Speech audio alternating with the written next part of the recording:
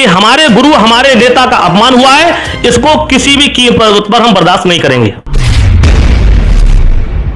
कि अलीगढ़ के कुछ नेता और प्रदेश की मिलीभगत से उनके अपमान का षड्यंत्र है, जिसे हम हरगिज स्वीकार नहीं करेंगे।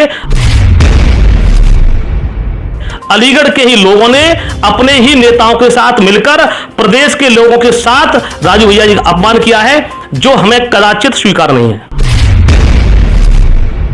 नमस्कार, आप देख रहे हैं आज का सच और मैं हूं आपके साथ जितेंद्र सिंह। आज मैं ऐसी शख्सियत से आपकी मुलाकात कराता हूं जो एक ऐसी आवाज उठा रहे हैं और उठा चुके हैं जो फेसबुक और सोशल मीडिया पर वायरल है। जिस दिन 14 सितंबर को अलीगढ़ में प्रधानमंत्री और योगी जी का आगमन हुआ, उसी दिन एक मंच बना जिस पर अगड़े लोग ज़्यादा रहे और पिछड़े लोग उस पर उनको नहीं बुलाया गया। इसलिए इन्होंने एक आवाज़ उठाई कि राजू भैया को मंच पर क्यों नहीं बुलाया। इनको इसका अपमान महसूस हुआ, इसीलिए इन्होंने ये आवाज़ उठाई है। वो आज हमारे स्टूडियो में आए हुए हैं और उनसे आज आपसे मुलाकात कराते हैं। वह है पुष्पेंद्र सिंह लोधी, जो जिला पंचायत सदस्य अभी जीते हैं वार्ड नंबर 8 अतरौली से। वो हमें बताएंगे कि उनको क्या ऐसा अपमान महसूस हुआ जो ये रोज भरी बातें सोशल मीडिया पर वायरल की गई हैं। मेरा मुलाकात करते हैं, आइए बताइए। मैं पुष्पेंद्र लोधी, जिला पंचायत सदस्य वार्ड नंबर 8 से।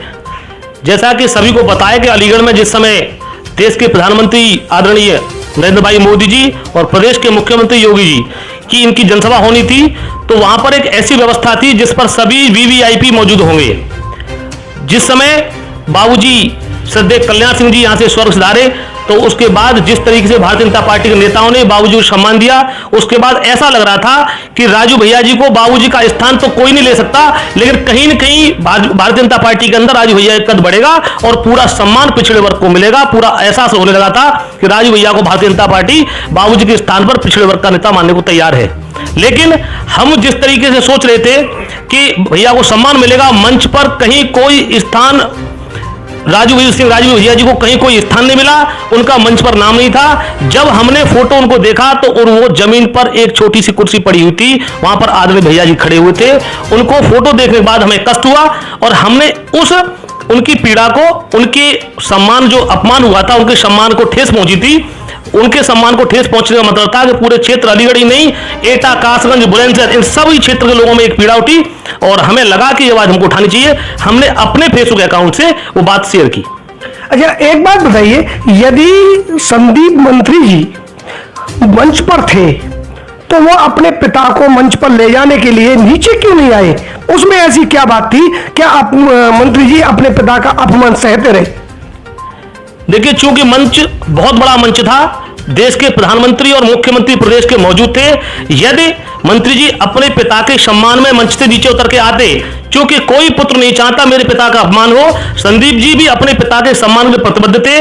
उनके चेहरे से पता चल रहा है कि वो इस बात से दुखी थे कि उनके पिता और एटा से सांसद श्री राजू भैया जी को मंच नहीं मिला, लेकिन मंच बड़ा था। यदि वो अपने पिता के सम्मान में नीचे उतर आते तो बहुत बड़ा मंच, बल्कि पब्लिक में अलीगढ़ में एक बहुत बड़ा बखेड़ा खड़ा हो जाता और हमारे प्रधानमंत्री और देश के प्रधानमंत्री जी और उत्तर प्रदेश के योगी जी मुख्यमंत्री जी, उनका अपमान होता। शायद इसी बात को सोचकर दुखी होकर भी मंच से नीचे नहीं उतरे और उन्होंने जनता के भले के लिए, देश के भले के लिए अपने मन की भावना को दबा लिया और अपने पिता के अपमान को भी झेल गए। अच्छा, एक बात बताइए, आप बीजेपी में थे और आपने बीजेपी छोड़ दी।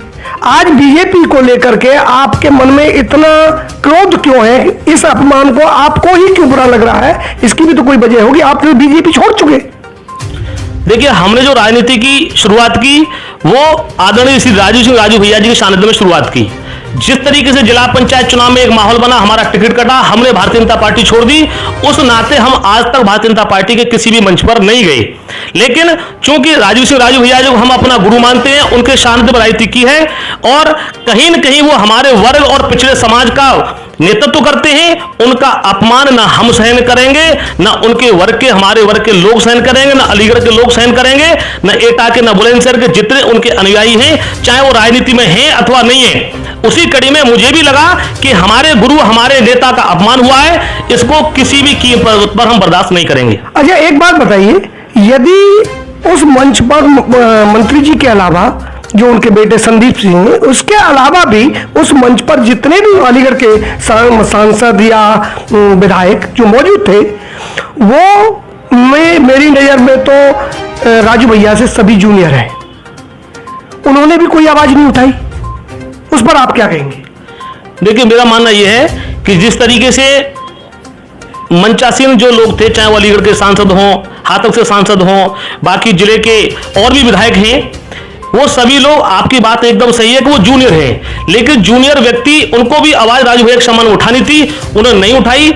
इस बात से हमको कष्ट है। ये भी इस बात का कष्ट है कि किसी भी व्यक्ति जो प्रतिष्ठित व्यक्ति हो, राजू भैया जी का अपमान हुआ है, हमने आवाज उठाई है, पूरे पुरजोर तरीके से उठाई है। यदि उनके स्थान पर अलीगढ़ से सांसद सतीश गौतम जी का अपमान होता तो हम निश्चित रूप से आवाज उठाते, क्योंकि सत्य की आवाज उठाना हमारा कर्तव्य है।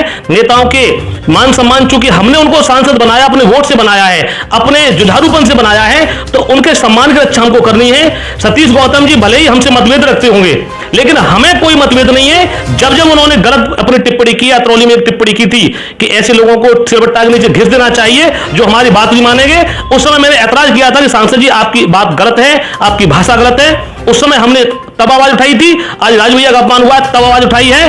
किसी भी व्यक्ति का अपमान हम बर्दाश्त नहीं करेंगे। किसी भी दल में, किसी भी दल के रूप में हमारे नेता हैं राजू भैया जी, अतरौली से विधायक संदीप जी, अलीगढ़ सांसद सतीश गौतम जी, ये हमारे प्रतिनिधि हैं। इनका अपमान हम बर्दाश्त नहीं करेंगे। कहीं न कहीं इस अपमान की आग आगे फैल चुकी है, और जो पिछड़े वर्ग को प्रधानमंत्री जी बार बार कह रहे हैं कि हम पिछड़े वर्ग को उनका हक दिलाएंगे और दिला रहे हैं, तो पिछड़ा वर्ग ही इतना बड़ा वर्ग है कि शायद इससे न तो अनुसूचित जाति या अगड़ा वर्ग नहीं लग सकता। सबसे ज्यादा संख्या इसी में है, और उसी का यदि अपमान हुआ है तो इनकी आवाज अपनी जगह पर सही है। यदि आपको भी ऐसा लगता है तो आप इनका समर्थन कीजिए।